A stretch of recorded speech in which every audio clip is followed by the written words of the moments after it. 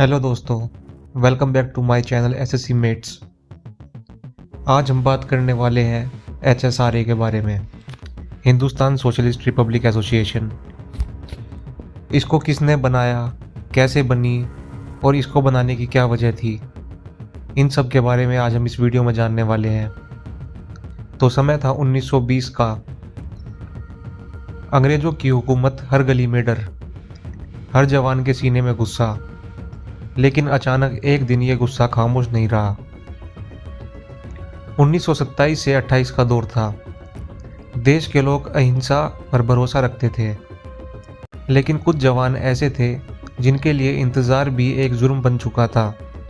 उनके मन में एक सवाल था, कब तक सिर्फ गुजारिश करते रहेंगे, कब तक अंग्रेज़ हम पर राज करते रहेंगे।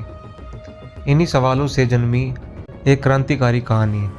पहले इस संगठन का नाम था हिंदुस्तान रिपब्लिक एसोसिएशन HRA, लेकिन 1928 में कुछ जवानों ने महसूस किया कि सिर्फ राजनीतिक आज़ादी का सपना काफ़ी नहीं है, सिर्फ अंग्रेज भगा देना ही काम नहीं था, गरीब अमीर का फ़र्क मिटाना भी ज़रूरी था। और यही से जन्म हुआ हिंदुस्तान सोशलिस्ट रिपब्लिक एसोसिएशन का, यानी HSRA।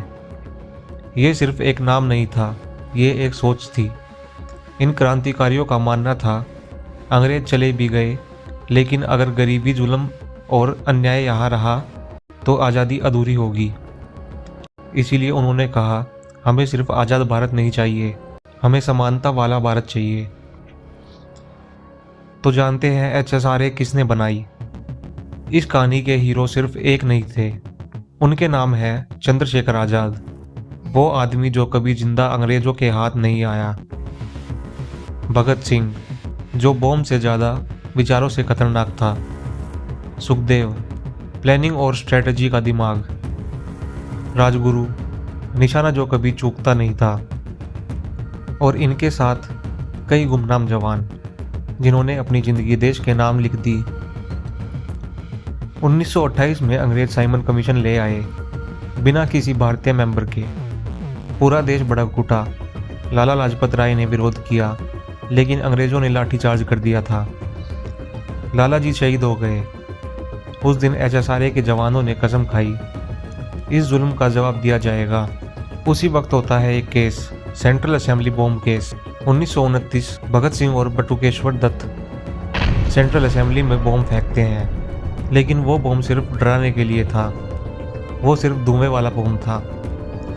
ये बॉम्ब बहरी सरकार को जगाने के लिए था। और फिर वो खुद गिरफ्तार हो जाते हैं। लेकिन ऐसा क्यों? क्योंकि वो चाहते थे कि उनका संदेश पूरे देश तक पहुँचे। और इसी दौरान चंद्रशेखर आज़ाद एक सबसे बड़ा बलिदान दे देते हैं। 1931 इलाहाबाद का एल्फ्रेड पार्क। अंग्रेज़ों ने चंद्रशेखर आज़ाद को घेर लिया। गोलियां चली। जब आखिरी गोली बची तो चंद्रशेखर आज़ाद ने कहा, आज़ाद था, आज़ाद हूं और आज़ाद ही रहूंगा।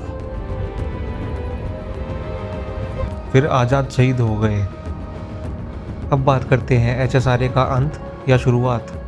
भगत सिंह, सुखदेव, राजगुरु 23 मार्च 1931 को फांसी पर चढ़ गए।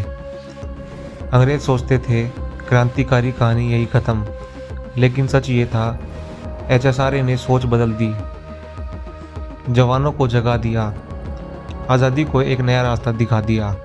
यह कहानी सिर्फ बॉम्ब और बंदूक की नहीं थी, यह कहानी थी सोच की। HSRA ने सिखाया, इनकलाब सिर्फ सरकार बदलने का नाम नहीं, इनकलाब सोच बदलने का नाम है। अगर आपको यह कहानी पसंद आई हो तो हमारे चैनल एसएससी मेट्स को सब्सक्राइब करें और कमेंट करके बताइए अगली कहानी आप कौन सी सुनना चाहते हैं।